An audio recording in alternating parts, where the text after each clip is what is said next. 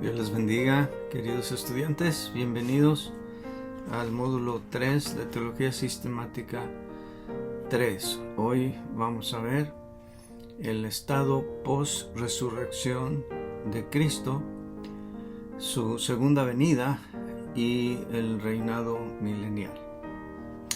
Vamos a Dios en oración y vamos a pedir, como siempre, que Él sea quien guíe nuestro estudio y que guíe nuestros pensamientos. Padre Celestial, gracias Señor te damos por la confiable copia, porción de tu santa palabra, Padre, que nos has dado para por ella ser guiados en nuestra vida diaria, pero sobre todo, Señor, para nuestra vida futura después de este mundo. Gracias por delinear los detalles de los eventos por venir, que nos ayudan, Señor, a prevenirnos para esos tiempos, pero aquellos que ya somos salvos, a alentarnos con la esperanza que tú has puesto en nosotros. Señor, ayúdanos en este estudio a enriquecer esa esperanza y enriquecer nuestro conocimiento, fortalecer nuestra posición respecto a estas verdades de tu santa palabra. Te lo pido en el nombre de Cristo. Amén. Muy bien, como siempre he estado haciendo referencia a que no podemos ver en forma exhaustiva todo lo referente a los temas que estamos tratando aquí, y es el caso de hoy también. Podríamos pasar semanas enteras tratando cada uno de los oficios, cada una de las actividades que realiza todavía el Señor Jesucristo en su estado post-resurrección. Pero vamos a resaltar aquí algunas cosas, y como siempre ustedes tienen en sus libros de texto una descripción mucho más amplia, pero aprovechamos para en este tiempo juntos poderles, yo como maestro, darles una directriz sobre cuál es a nuestro punto de vista, a nuestro criterio, la mejor posición, ya que, como ustedes han notado en los libros de texto, encontramos a veces algunas divergencias, y como en todo, no podemos endosar al 100% todo lo que dicen los autores, pero la extensión con la que ellos tratan esos temas es mucho más amplia de lo que nosotros podemos tratar aquí en el video. Así que, teniendo eso en mente, vamos a hablar pues en primer lugar de esta posición de la actividad o ministerio del Señor Jesucristo en su estado post-resurrección. Bueno, primero necesitamos señalar que al Señor Jesucristo se le devolvió la autoridad suprema, ya que en su estado encarnado, Él renunció, como estudiamos en la teoría de la kenosis, renunció a su ejercicio temporal independiente de sus atributos mientras estuvo aquí en la tierra. Pero una vez que regresa al Padre, esta autoridad suprema, aunque nunca se le delimitó, él voluntariamente se sometió al Padre, y ahora, pues, siendo uno con el Padre, esta autoridad suprema le es devuelta. Eso es lo que leemos, por ejemplo, en Mateo 28:18, en el famoso pasaje de la Gran Comisión. Y basado en esa autoridad es que deja esta encomienda a sus discípulos, diciendo: toda potestad me es dada en el cielo y en la tierra.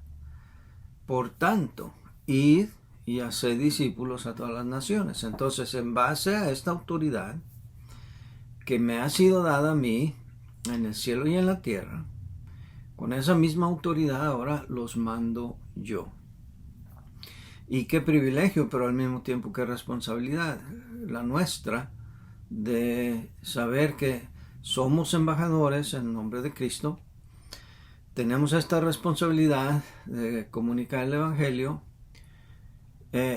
y tenemos la autoridad de parte de Él para ir a predicar el Evangelio. Aunque no siempre es bien recibido y no siempre somos bien recibidos nosotros mismos como personas donde quiera que vamos. Pero esta es nuestra labor. Ahora, la Biblia claramente dice que el Padre sujetó todas las cosas debajo de los pies del Señor Jesucristo. Todo lo sujetó debajo de sus pies. Déjenme leer rápidamente 1 Corintios 15, 27. Dice ahí, porque todas las cosas las sujetó debajo de sus pies. Y cuando dice que todas las cosas han sido sujetadas a Él, claramente se exceptúa a aquel que sujetó a Él todas las cosas. Entonces todas las cosas son sujetas a Él. Él tiene la máxima autoridad. Y esta autoridad es lo que lo constituye a Él como la cabeza de la iglesia. Vamos a leer Efesios 1, 22 y 23. Ahí leemos, y sometió todas las cosas bajo sus pies y lo dio por cabeza sobre todas las cosas a la iglesia, la cual es su cuerpo, la plenitud de aquel que todo lo llena en todo. Y este asunto de que sometió todas las cosas debajo de sus pies y que lo dio por cabeza sobre todas las cosas a la iglesia, lo vamos a tratar o se ha tratado con más amplitud en eclesiología. Porque, hermanos, aquí vemos la importancia de la iglesia. Vivimos en unos tiempos en donde se ha desvirtuado, se ha desvalorizado la autoridad de la iglesia. Se menosprecia la iglesia. Ahora con el COVID, la gente prefiere más cómodamente conectarse a algún servicio, alguna transmisión virtual y sentirse así alimentado. La verdad de las cosas es que nunca nada sustituirá la reunión del pueblo de Dios en el nombre de Dios y por supuesto la autoridad que Dios le da a la iglesia. Y se menosprecia a la iglesia de muchas maneras, pero aquí lo que quiero resaltar es que a la iglesia, siendo Jesucristo la cabeza de la iglesia, a la iglesia se le ha conferido esta autoridad sobre, por supuesto, los asuntos espirituales primordialmente, pero el Señor Jesucristo como cabeza de la iglesia. Y esta autoridad es ejercida a través de la iglesia. De ahí que todo ministerio tiene que ser dirigido a través de la iglesia. Gracias a Dios por ministerios como las campañas evangelísticas, como The Samaritan Purse, que ayuda a damnificados, y muchos otros ministerios que hay muy bien intencionados, pero no hay que olvidar que todo ministerio, todo esfuerzo debe ser canalizado y dirigido a través de la autoridad de la iglesia. Y con esta misma autoridad es que el Señor va a regir a las naciones con vara de hierro, según nos dice Apocalipsis 2:27, y las regirá con vara de hierro y serán quebradas como vaso de alfarero, como yo también la he recibido de mi Padre. Y de esa manera, con toda esta autoridad, pues el Señor Jesucristo se constituye entonces como el sumo juez. Dice la Biblia en Juan 5, 22 y 27, porque el Padre a nadie juzga, sino que todo el juicio lo dio al Hijo. Y también le dio autoridad de hacer juicio por cuanto es el Hijo del Hombre. Y entonces, si nosotros tomamos en cuenta que el único que juzga es Dios, es el supremo juez, y que toda autoridad de juzgar le ha sido dada al Señor Jesucristo, entonces la conclusión es que el Señor Jesucristo es Dios omnipotente. Ahora, además de tener otra vez la autoridad suprema, también ejerce en este tiempo, en su estado de post-resurrección, el Señor Jesucristo el ministerio de intercesión. Y es un ministerio hermoso el que tiene el Señor Jesucristo ahí. Porque aunque Él comenzó este ministerio mientras estuvo aquí en la tierra, ese ministerio pues ahora se ha convertido en la actividad, una de las actividades primordiales en estado de post-resurrección del Señor Jesucristo. Leemos ahí en la palabra de Dios, Hebreos 7:25, por lo cual puede también salvar perpetuamente a los que por él se acercan a Dios, viviendo siempre para interceder por ellos. Y este ministerio de intercesión es lo que garantiza nuestra salvación. ¿Por qué? Porque nosotros pecamos constantemente y necesitamos la intercesión del Señor a favor nuestro en la oración, por ejemplo, porque no sabemos qué es lo que debemos pedir como conviene. Pero también si Él es nuestro Salvador, entonces, ¿quién nos va a condenar? Como dice Romanos 8:34, ¿quién es el que condenará? Cristo es el que murió, más aún el que también resucitó, el que además está a la diestra de Dios, el que también intercede por nosotros. Entonces, en base a este ministerio del Señor Jesucristo de interceder por nosotros, es que nosotros estamos confiados en que seremos salvos eternamente. Somos salvos ya, pero seremos salvos cuando venga el juicio, y nosotros no tenemos nada que temer, ya hemos sido rescatados por la gracia de Dios. Y este es un ministerio que el Señor Jesucristo tiene solamente por los suyos. Como dice en su oración, la oración previa a su pasión en Juan 17:9, ahí leemos en la Biblia: yo ruego por ellos, no ruego por el mundo, sino por los que me diste, porque tuyos son. De modo que somos privilegiados en el sentido de que la labor de intercesión del Señor Jesucristo es a nuestro favor, ya que somos nosotros sus hijos, si es que tú eres también su hijo o su hija. Y además, como dije, Él aboga por nosotros cuando pecamos, porque nosotros tenemos un acusador, Satanás. Ese es precisamente su nombre, el significado de su nombre.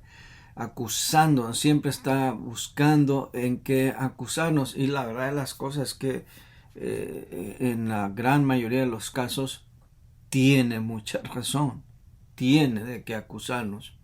Pero, como dice 1 Juan 2:1, que si pecaremos, abogado tenemos para con el Padre, con tal de que confesemos, ¿verdad? La confesión es indispensable para recibir el perdón, porque en la confesión nosotros demostramos o debemos demostrar compunción, remordimiento y un verdadero arrepentimiento, aunque ya al ser salvos nuestros pecados hayan sido limpiados por la sangre de Cristo.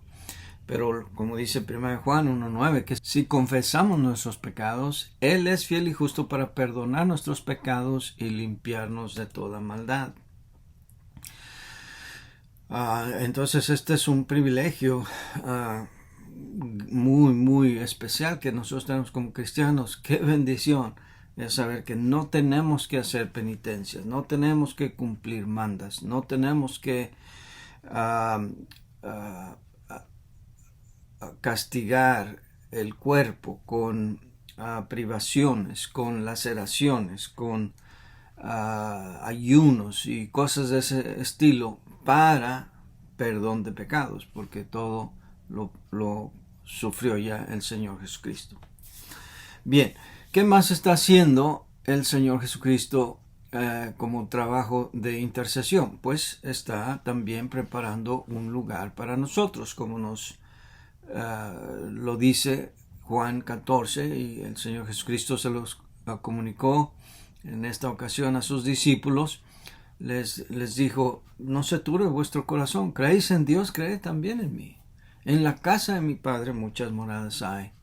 Si no fuera así, yo os lo hubiera dicho. Voy pues a preparar lugar para vosotros.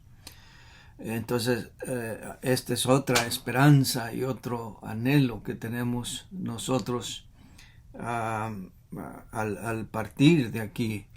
Y esto se puede ver claramente en los funerales. Cuando va uno a un funeral de una persona que no conocía a Cristo, hay alaridos, hay gritos, hay lamentos, porque los familiares no saben a dónde podría estar, a dónde podría ir su pariente. Mientras que en los funerales de los cristianos, claro que hay dolor, claro que se va a extrañar al ser querido, pero hay esperanza y hay certidumbre de a dónde ha ido aquella persona que ha confiado en Cristo Jesús. Bien, otro aspecto importante de el Señor Jesucristo en su trabajo post-resurrección es que está dando dones a los hombres, dones para edificación de la iglesia, como nos dice Efesios 4 del 7 al 11, y vale la pena leer este pasaje. Solamente lo voy a leer sin mayor comentario. Dice: pero a cada uno de nosotros fue dada la gracia conforme a la medida del don de Cristo, por lo cual dice: subiendo a lo alto, llevó cautiva la cautividad y dio dones a los hombres. Y eso de que subió, ¿qué es? Sino que también había descendido primero a las partes más bajas de la tierra. El que descendió es el mismo que también subió por encima de todos los cielos para llenarlo todo. Y él mismo constituyó a unos apóstoles, a otros profetas, a otros evangelistas, a otros pastores y maestros, a fin de perfeccionar a los santos para la obra del ministerio, para la edificación del cuerpo de Cristo. Esa es una labor muy importante que está haciendo ahora el Señor Jesucristo. Y la razón de que nosotros ordenamos a ministros, no pastoras, pero sí ministros, es porque la iglesia, con la autoridad que tiene, dada por Dios, da un reconocimiento público de ese don dado por el Señor Jesucristo para que un varón ejerza uno de estos dones. Por supuesto, el don de apostolado, el don de profeta, están ya obsoletos, ya no hay, excepto falsos profetas en estos tiempos. Pero el de evangelista, pastor o maestro, esos dones siguen siendo vigentes en nuestro tiempo, y con la autoridad de la iglesia se ordena, dando reconocimiento de que ese varón, ese hombre, ha dado evidencia de tener un llamamiento de lo alto y que ha sido conferido por Dios de uno de estos dones. Ahora, hay muchos que quieren ser pastores por razones equivocadas. Y cuando uno los oye predicar o enseñar, uno francamente dice, ah, no sé quién te engañó, ¿verdad? Pero este no es un ministerio para ti. Nadie debería entrar al ministerio que no tenga una certeza inamovible de que ha sido Dios el que lo llamó y no por su propio gusto o por dar agrado, por agradar a alguien más, ¿verdad? Entonces esa es parte de la labor del Señor Jesucristo. Bien, vamos a la segunda parte de nuestro módulo y ahora es la segunda venida de Cristo.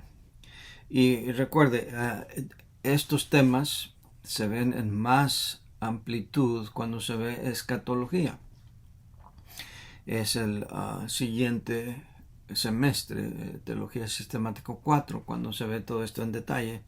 Pero vamos a puntualizar aquí algunas cosas y ustedes complementarán esto con el material de lectura recomendado. Bien, vamos a hablar de la segunda venida de Cristo. Hay varias cosas que necesitamos señalar y aclarar. Primero, el propósito de la segunda venida. ¿Cuál es el propósito de la segunda venida? Bueno, el propósito es múltiple y como voy a explicar en los siguientes puntos, todo encaja perfectamente en el plan de Dios.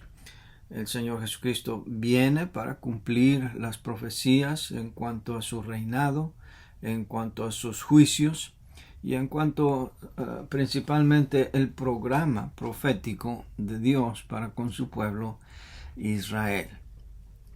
Entonces el propósito de la segunda venida es múltiple, como vamos a ver, pero vamos a entrar a cada uno de esos aspectos. Primero, la manera de la segunda venida de Cristo. Bueno, la manera de la segunda venida de Cristo se puede entender mejor entendiendo el programa de Dios para Israel. Este programa está delineado en Daniel 9, 24 al 27 y es el pasaje conocido como las 70 semanas de Daniel. Vamos a leer este pasaje y voy a señalar algunas cositas aquí de este pasaje ayudándome de una gráfica que van a ver aquí en la pantalla. Leo primeramente el pasaje. Dice aquí, 70 semanas están determinadas sobre tu pueblo y sobre tu santa ciudad. Ahora, estas 70 semanas se refiere no necesariamente semanas de días de 24 horas. Aquí la palabra detrás de semanas es un término hebreo que significa una heptapla, o sea, un grupo de 7. Entonces hay 70 grupos de 7 y como vamos a ver, estos 7 son años. Y lo primero que vemos aquí en el versículo 24 es que están determinadas estas 70 semanas sobre el pueblo de quien se le está dando este mensaje. ¿El pueblo de quién? El pueblo de Daniel. A Daniel se le está dando esta revelación. Y el pueblo de Daniel es el pueblo judío. Y sobre su santa ciudad. ¿Qué ciudad es esa? Jerusalén. Entonces mantenga eso en mente. 70 semanas están determinadas sobre tu pueblo, sobre tu santa ciudad, para terminar la prevaricación. Aquí está delineando todo lo que se va a realizar al final de los tiempos. Terminar la prevaricación, poner fin al pecado, expiar la iniquidad, para traer la justicia perdurable y sellar la visión y la profecía, y ungir al santo de los santos. Todo eso es el programa en general. Luego viene la especificación de cómo se dividen estas 70 semanas en 3 periodos. Dice el versículo 25, sabe pues y entiende que desde la salida de la orden para restaurar y edificar a Jerusalén hasta el Mesías príncipe habrá 7 semanas. Entonces aquí viene el primer grupo de 7 años. Es 7 años, 7 grupos de 7 años, y estos son 49 años. Y si vamos aquí a nuestra gráfica, vamos a ver que serán a partir, dice, para restaurar y edificar a Jerusalén hasta el Mesías príncipe. Y aquí en la gráfica podemos ver, estos son 49 años a partir del decreto dado para la reconstrucción de Jerusalén. El decreto fue dado en el año 444 a.C. y se completó el año 396 a.C. Entonces aquí están el primer grupo, la primera heptapla de años, los primeros 7 años. Entonces son 70 años en total, y tenemos entonces 63 semanas más, o 63 grupos de 7 años más. Y sigo leyendo en el versículo 26. Y después de las 62 semanas se quitará la vida al Mesías, mas no por sí. Y el pueblo de un príncipe que ha de venir destruirá la ciudad y el santuario, y su fin será con inundación, y hasta el fin de la guerra durarán las devastaciones. Bueno, esta es una referencia a el tiempo que se le quitaría la vida al Mesías, y cuando se iba a destruir el segundo templo, ya que el primer templo de Salomón había sido destruido, fue reedificado bajo Esdras, y ahora estamos hablando de 434 años, son 62 semanas, o sea, 62 heptaplas de años. Y eso se cumplió aproximadamente en el año 33 después de Cristo. Después, cuando entra Antíoco Epifanes y desacra el santuario y destruye la ciudad de Jerusalén en el sitio contra Jerusalén. Bien, sigo leyendo en Daniel 9:27. Dice, y por otra semana confirmará el pacto con muchos. Hasta aquí van 69 semanas. Primero fue una semana a partir del edicto de reconstrucción, luego 62 semanas para el tiempo del Mesías, y ahora queda pendiente una semana. Y dice aquí algunas cosas, particularidades que ocurrirán en esta última semana. Dice, a la mitad de la semana hará cesar el sacrificio y la ofrenda. ¿Quién es este? Es el anticristo. Y después, con la muchedumbre de las abominaciones, vendrá el desolador hasta que venga la consumación y lo que está determinado se derrame sobre el desolador.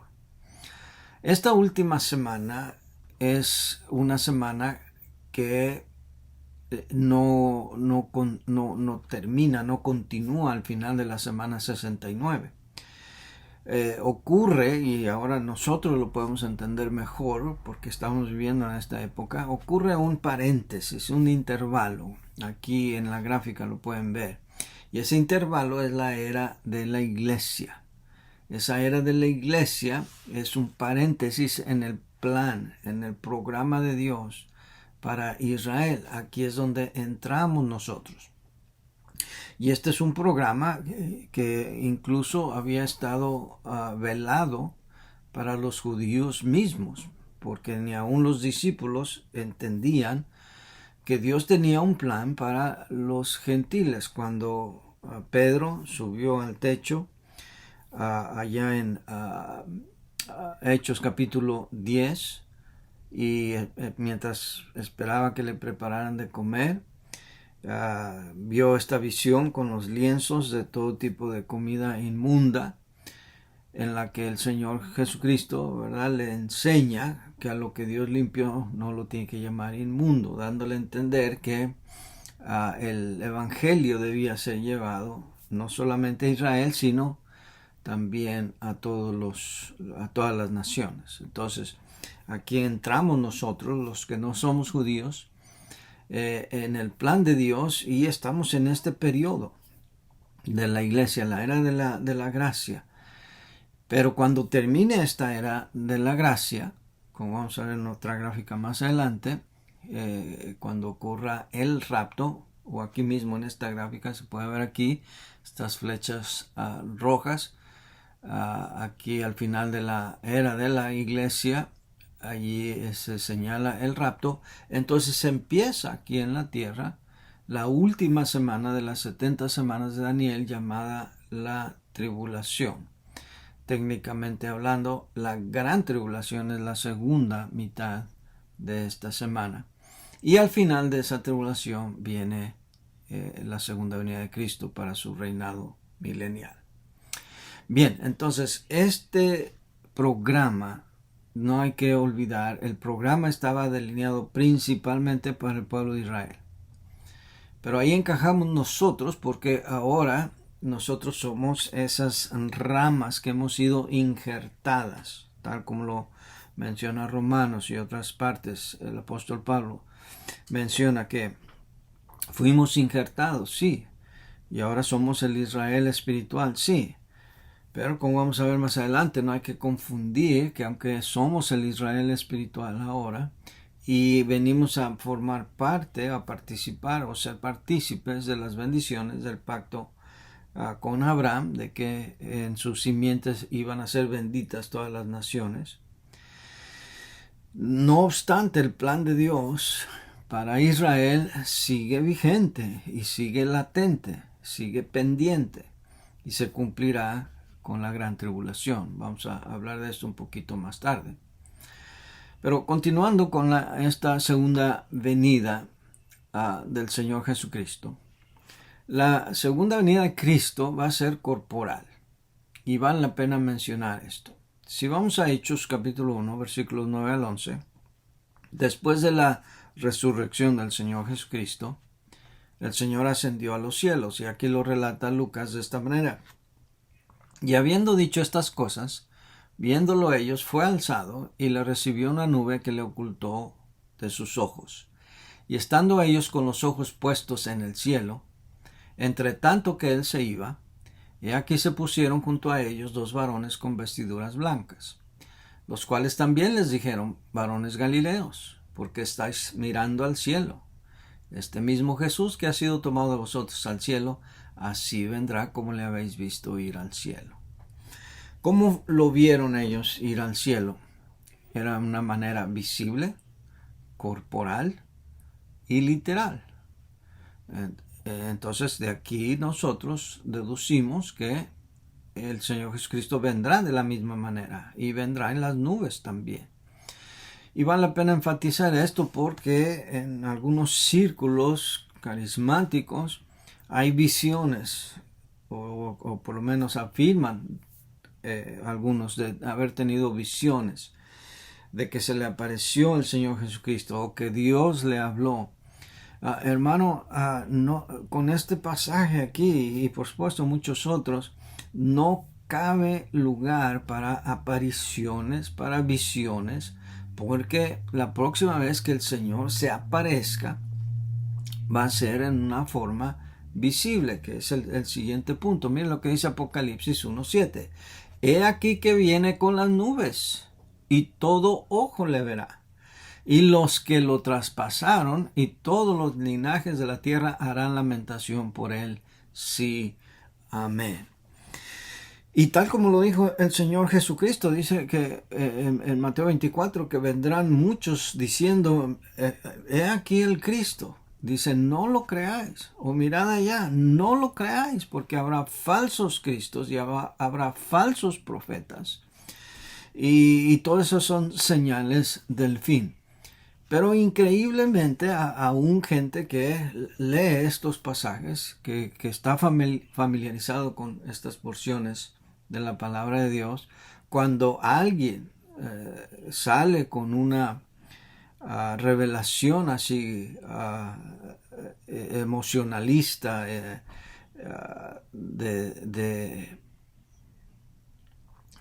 sensacionalista, le prefieren dar más crédito a esa persona que a lo que dice Dios en su palabra.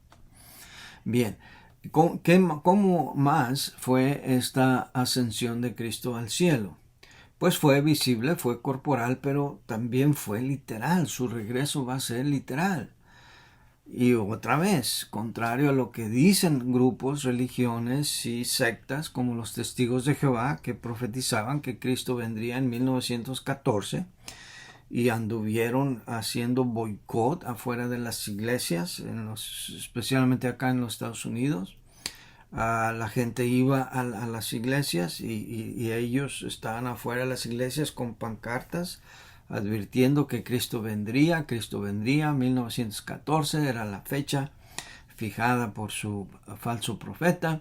Vino 1914 y el Señor Jesucristo no vino. Mi teoría es que la Biblia nos dice que del día y la hora nadie lo sabe, ni los ángeles, sino solo mi Padre, dijo el Señor, que está en los cielos. De modo que cuando alguien se atreve a poner alguna fecha para el regreso de Cristo, si por casualidad, es una teoría mía, si por casualidad Cristo pensaba volver en esa fecha, yo creo que Él dice, ahora no voy, para hacer quedar mal a ese falso profeta. Bueno, la verdad es que Dios tiene su tiempo bien delineado, pero Cristo no vino.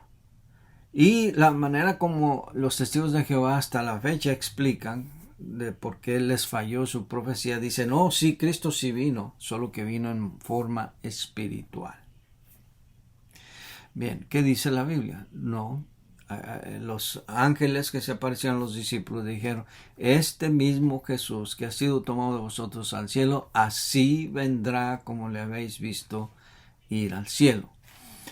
En una forma literal, porque en Juan 14:3 Él les prometió, y si me fuere y os prepararé el lugar, vendré otra vez y os tomaré a mí mismo, para que donde yo esté, vosotros también estéis. Y Apocalipsis 22:12 también dice, he aquí yo vengo pronto, y mi galardón conmigo, para recompensar a cada uno según sea su obra. Y mis hermanos, si todas las profecías relacionadas a la primera venida de Cristo se cumplieron literalmente, no hay razón para espiritualizar las profecías de la segunda venida de Cristo, como vamos a ver un poquito más adelante, las posiciones respecto al regreso de Cristo, si es premilenial, postmilenial o amilenial. No hay razón para no tomarlo literal, y si tomamos el regreso de Cristo en forma literal y las profecías las tomamos literalmente, no se puede tener correctamente una posición otra que no sea la premilenial, y vamos a llegar a hablar de eso. Ahora, mis hermanos, especialmente los pentes, los pentecostales, pentes les decimos de cariño, hace mucho énfasis en la segunda venida de Cristo y que tienes que estar preparado para que no te quedes, para que no te pierdas. Y en el tratamiento de algunos libros sensacionalistas respecto al rapto y la segunda venida de Cristo, confunden estos dos eventos. Confunden el traslado de la iglesia con la revelación o aparición del Señor Jesucristo, que es la segunda venida de Cristo. Entonces miren esta gráfica, por favor. Aquí podemos entender algunas cosas diferentes de estos dos eventos, del traslado de la iglesia y de la aparición o revelación del Señor Jesucristo en su segunda venida. Por ejemplo, en cuanto a propósito, el propósito del traslado de la iglesia es sacar a su pueblo de la tribulación. La iglesia, nosotros, no fuimos puestos para ira, y hay muchos pasajes que hablan de todo eso. Y no vamos a tratarlos aquí, pero estamos viendo solamente esta comparación. Mientras que en la segunda venida de Cristo, o su aparición, el propósito es establecer su reino milenial aquí en la tierra. el lugar donde ocurrirá el traslado de la iglesia. Eso va a ser en las nubes. Mientras que el regreso del Señor Jesucristo va a ser poniendo pie en la tierra. Como vamos a ver, el Señor Jesucristo va a poner sus pies en el monte de los olivos. El monte se partirá en dos, literalmente. Mientras que en el traslado el Señor Jesucristo viene solamente hasta las nubes. En cuanto a la expectación, bueno, el traslado de la iglesia es inminente. Quiere decir que no sabemos cuándo va a venir. La Biblia nos advierte que como ladrón en la noche, en otras palabras, a la hora que nadie se espera. Mientras que la segunda venida de Cristo nosotros sabemos cuándo va a ocurrir. Y va a ocurrir al final de la tribulación. Y Mateo y todos los evangelios nos dan señales claras de eventos que van a tomar lugar antes de que Cristo venga. Y hasta el Señor Jesucristo dijo de la higuera aprender la parábola cuando brotan sus hojas y sale el fruto. Sabemos que el verano está cerca. Así también vosotros, cuando veáis que todas estas cosas acontecen, sabe que el tiempo está cerca. En cuanto a visibilidad, el rapto va a ser invisible, mientras que en la segunda venida al Señor Jesucristo todo ojo lo verá. La duración del rapto es instantánea. La duración del reino milenial en la segunda venida de Cristo es, como el nombre lo dice, 1000 años. ¿Qué juicio se va a llevar a cabo en el rapto? Bueno, la iglesia, los creyentes serán llevados a la presencia de Dios, al cielo, donde se llevará a cabo el tribunal de Cristo, no para salvación, sino para recompensas.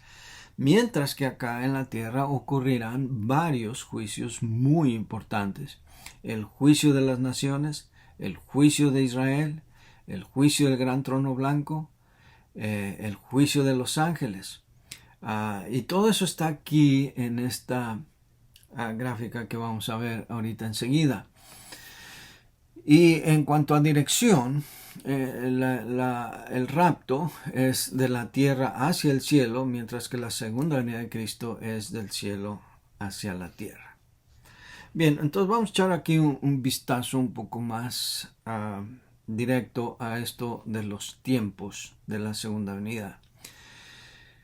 Tome en cuenta que hay varias expresiones en el Nuevo Testamento que causan confusión y han sido malentendidas por intérpretes. Por ejemplo, cuando dice no pasará esta generación hasta que todo esto acontezca. Y bueno, muchos han creído, y de hecho los discípulos creían, el apóstol Pablo creía que él vería con sus ojos lo del rapto. Pero no fue así. Cuando dice, por ejemplo, no pasará esta generación, hay que entender que el término griego genea se refiere a especie o clase. O sea que no pasará esta clase, este género, el ser humano, antes de que todo esto acontezca. Pero haciendo referencia al programa de Dios para Israel, el programa de las 70 semanas de Daniel, vemos cómo todo encaja. Y aquí sí quiero otra vez que vean conmigo ahora esta gráfica en donde añadimos otros eventos que son los juicios y las resurrecciones. Bien, voy a empezar acá por el lado izquierdo. Aquí, por supuesto, con la encarnación de Cristo, termina el periodo del Antiguo Testamento. Y por supuesto, él vive aquí en la tierra, tiene su ministerio terrenal, comienza la iglesia y comienza la era de la iglesia. El primer juicio que se ocurre aquí es el juicio para nosotros los creyentes, el juicio de la cruz, en el cual Él sufrió el castigo por todos nosotros. Luego mientras siga existiendo la iglesia, y cuándo va a terminar esta era no sabemos, hasta que venga el rapto. Aquí vemos el rapto de la iglesia. Para este acontecimiento dice la Biblia que los muertos en Cristo resucitarán primero. Ya Cristo resucitó, Cristo es las primicias, según nos dice 1 Corintios 15. Y Cristo fue pues a preparar lugar para nosotros. Cuando venga el rapto, antes de la tribulación, vamos a ir a ser juzgados por las obras que hicimos para la edificación del cuerpo de Cristo. Nuestras obras van a ser probadas por fuego, como dice 1 Corintios 3. Y entonces entran los 7 años de la tribulación, porque en este tiempo, esta es la semana número 70, la 70ª semana del programa de Dios para Israel. Y es para Israel, sabemos que es para Israel, porque a través de todas las profecías se le llama esto los tiempos de angustia de Jacob, allá en Jeremías capítulo 30. Y aquí es en donde entran otros juicios. Viene el juicio de las naciones, del cual nos habla Mateo 25, 31 al 46. Viene el juicio de Israel. Y para ello pues viene también la resurrección de todos los salvos y todos los mártires de la tribulación, los santos del Nuevo Testamento, del Antiguo Testamento. Y entonces viene Cristo aquí y pone pie ahora sí sobre la tierra, mientras que acá en el rapto el Señor Jesucristo no toca tierra, viene hasta las nubes. Ahora sí viene, establece el rapto. Bien, este es el fin de las 70 semanas de Daniel, y ahora viene el reino milenial de Cristo. Al final de este reino milenial viene la resurrección de los incrédulos para ir al juicio del gran trono blanco.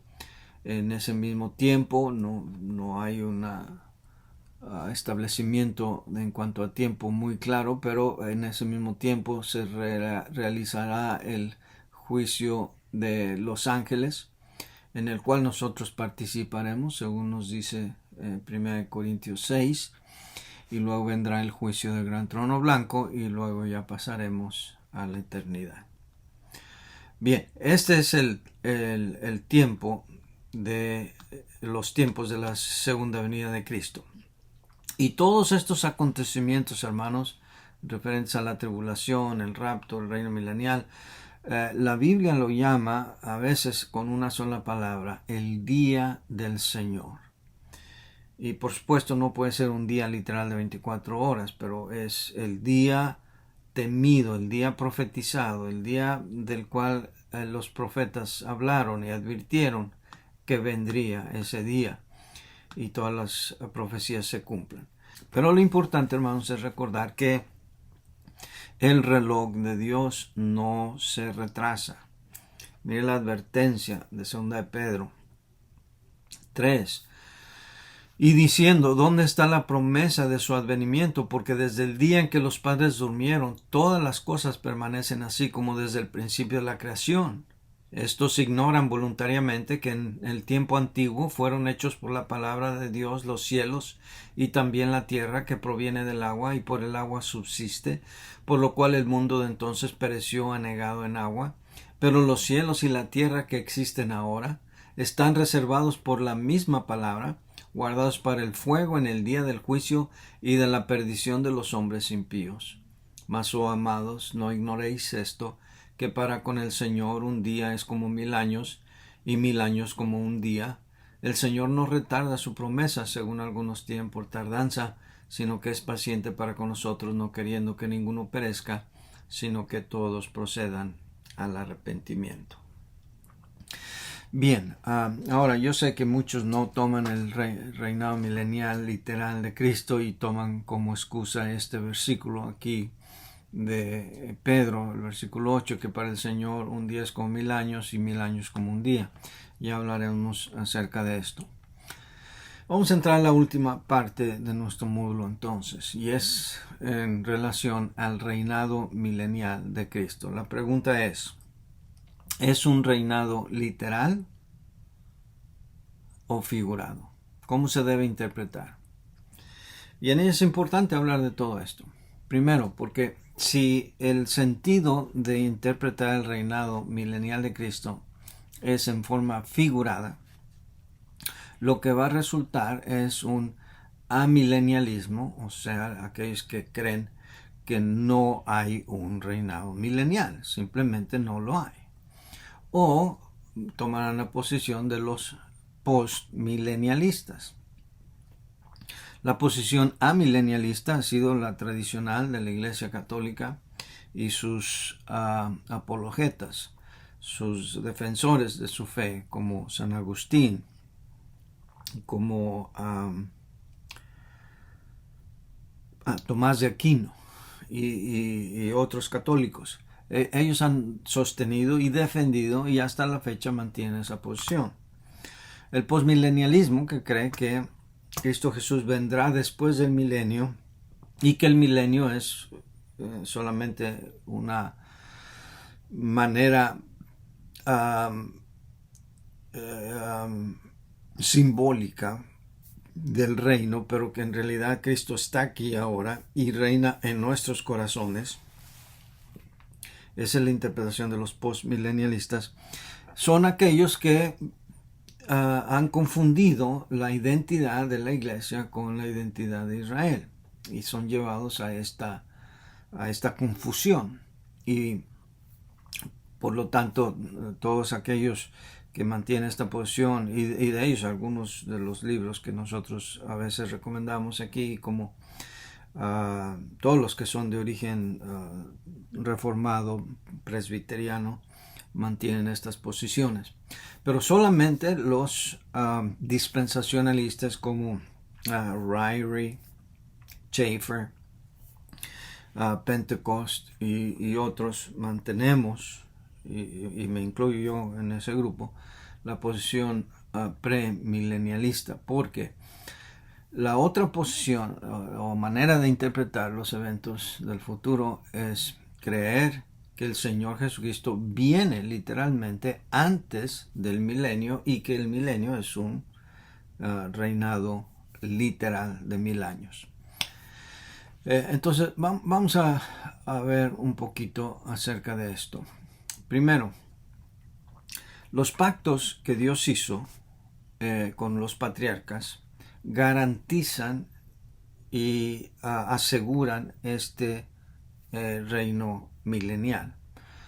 Por ejemplo, en el pacto abrámico, y claro, aquí pareciera, ¿no?, que el pacto con Abraham fue muy personal y lo fue. Pero en este pacto, Dios claramente incluye no solamente a la descendencia de Abraham, porque en Génesis 12 dice que bendeciré en ti todas las familias de la tierra. Y en el Nuevo Testamento nosotros recibimos la revelación de que por fe ahora pertenecemos a las promesas dadas a Abraham y en él somos bendecidos porque él es el padre de la fe.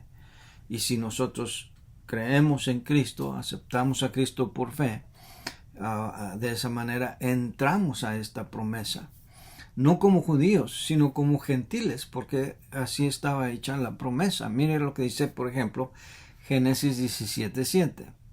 Y estableceré mi pacto entre mí y ti y tu descendencia después de ti en sus generaciones por pacto perpetuo para ser tu Dios y el de tu descendencia después de ti. Pero no solamente al pueblo de Israel, sino a toda nación. De esto nos habla también el apóstol Pablo en Romanos 9, 4 y 5. Dice que son israelitas, de los cuales son la adopción, la gloria, el pacto, la promulgación de la ley, el culto y las promesas, de quienes son los patriarcas, y de los cuales, según la carne, vino Cristo, el cual es Dios sobre todas las cosas, bendito por los siglos. Amén. Entonces, Cristo Jesús, siendo descendiente de Abraham, y por la fe nosotros recibimos esta bendición, pero más importante todavía, la salvación por medio de Cristo Jesús, ya que Él era descendiente de Abraham. Y el otro pacto relacionado con el milenio es, por supuesto, el pacto davídico, porque a David Dios le promete que a alguien de sus lomos, a alguien de su descendencia, se sentaría en su trono para siempre. Y hay muchísimos pasajes que ver, pero déjeme leer un par de ellos. Allí es en donde, por ejemplo, en Isaías 9:7 dice: lo dilatado de su imperio y la paz no tendrá límite sobre el trono de David y sobre su reino, disponiéndolo y confirmándolo en juicio y en justicia desde ahora y para siempre. El celo de Jehová de los ejércitos hará esto. El pacto a David es que no faltaría quien se sentara en su trono hasta que llegara uno que se sentaría para siempre. Esa es una referencia al Señor Jesucristo. Y tenemos también el pacto palestino, o sea que al pueblo de Israel, en esa misma porción geográfica, se iba a sentarse en Jerusalén el reino del descendiente de David. Miren Miqueas 4:2: vendrán muchas naciones y dirán: venid y subamos al monte de Jehová y a la casa de Dios de Jacob, y nos enseñará en sus caminos, y andaremos por sus veredas, porque de Sión saldrá la ley, y de Jerusalén la palabra de Jehová. Ahora, vamos a ver algunas características del reino y terminamos. Hay varias características que resaltan aquí. Primero, es un reino celestial.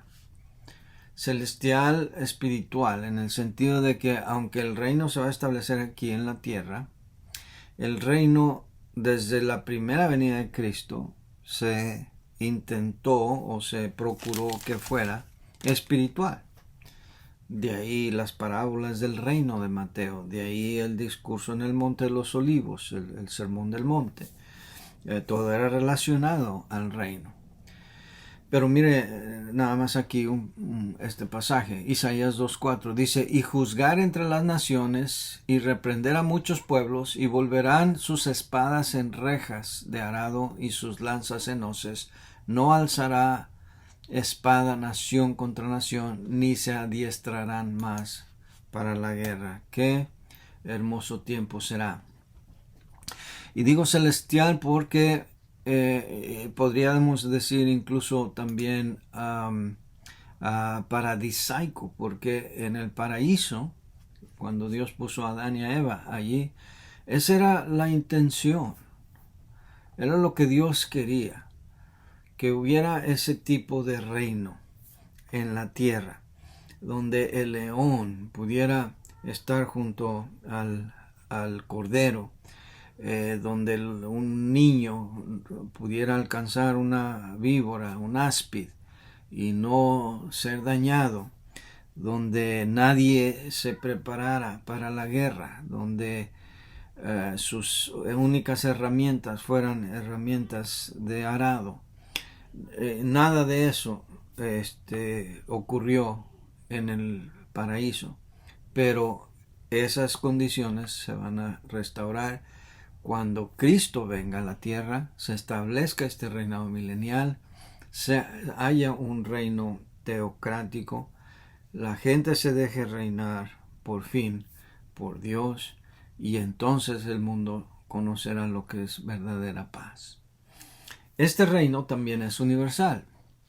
El Salmo 2, que es un salmo mesiánico, en el versículo 8 dice: pídeme y te daré por herencia las naciones y como posesión tuya los confines de la tierra. Y muchos otros pasajes que hablan de todas las naciones donde vendrán. Y Apocalipsis 7, donde se mencionan los 144,000, donde estaba después de los 144,000 que eran claramente judíos. Hubo una gran multitud, dice ahí la Biblia, de todo pueblo, lengua y nación que no se podían contar.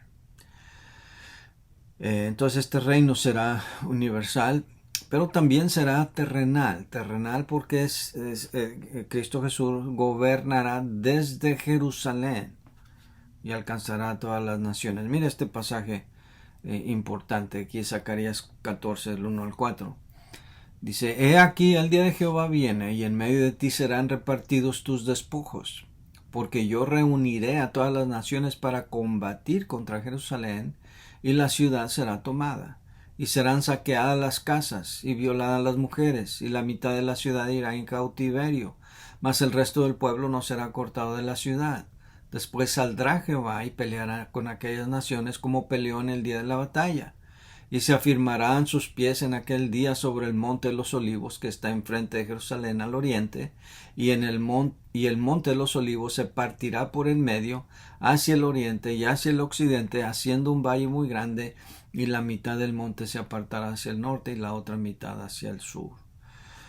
Tal como mencionaba yo hace un rato, la venida de Cristo es literal, pisa la tierra, se establece en Jerusalén. No hay manera de cómo no interpretar todas estas profecías en forma literal y sin caer en error como los que lo interpretan en forma figurada. Y este reino desde Jerusalén, pues por supuesto va a ser para los judíos. Recordamos los magos que vinieron de Oriente. Acabamos de escuchar estos versículos en tiempo de Navidad, que preguntaban dónde está el rey de los judíos que ha nacido. Y eso turbó a Herodes. ¿Cómo que rey de los judíos? Y entonces yo, ¿quién soy? Bueno, esta es una referencia a este descendiente de David que reinaría para siempre. Pero no solamente de los judíos, sino también de los gentiles. Apocalipsis 19, 15 y 16 dice, de su boca sale una espada aguda para herir con ella a las naciones, y él las regirá con vara de hierro. Note otra vez la naturaleza de este reino celestial, reino espiritual. Con su espada, que es la palabra de Dios, va a regir a este mundo pecador. Y él pisa el lagar del vino del furor y de la ira de Dios Todopoderoso, y en su vestidura y en su muslo tiene escrito este nombre, Rey de Reyes y Señor de Señores, así que no solamente de Israel. Este reino además será eterno. Daniel y muchos otros profetas en el Antiguo Testamento hacen referencia a esto. Dice Daniel 7, miraba yo en la visión de la noche, y aquí con las nubes del cielo venía uno como un hijo de hombre, que vino hasta el anciano de días, y le hicieron acercarse delante de él, y le fue dado dominio, gloria y reino, para que todos los pueblos, naciones y lenguas le sirvieran. Su dominio es dominio eterno, que nunca pasará, y su reino uno, que no será destruido. Va a ser eterno. Y por supuesto va a ser teocrático, tal como Dios lo quiso. Por eso le pesó a Dios y a Samuel cuando el pueblo pidió un rey. Y le dijo Dios a Samuel, dales un rey. No te están rechazando a ti, sino a mí. Isaías 11, del 1 al 5 dice, saldrá una vara del tronco de Isaí, y un vástago retoñará de sus raíces, y reposará sobre él el espíritu de Jehová, espíritu de sabiduría y de inteligencia, espíritu de consejo y de poder, espíritu de conocimiento y de temor de Jehová, y le hará entender diligente en el temor de Jehová, no juzgará según la vista de sus ojos, ni arguirá por lo que oigan sus oídos, sino que juzgará con justicia a los pobres, y arguirá con equidad por los mansos de la tierra, y herirá a la tierra con la vara de su boca, y con el espíritu de sus labios matará al impío, y será la justicia cinto de sus lomos, y la fidelidad ceñidor de su justicia. Y mucho más se podría decir acerca del reino milenial de Cristo, pero estamos estudiando cristología, no escatología. Ya que estudiemos escatología, entraremos a ver esto en más detalle. Mientras tanto, al echar un vistazo a esto, gocémonos y alentémonos unos a otros a servir al Señor de todo corazón. Dios les bendiga.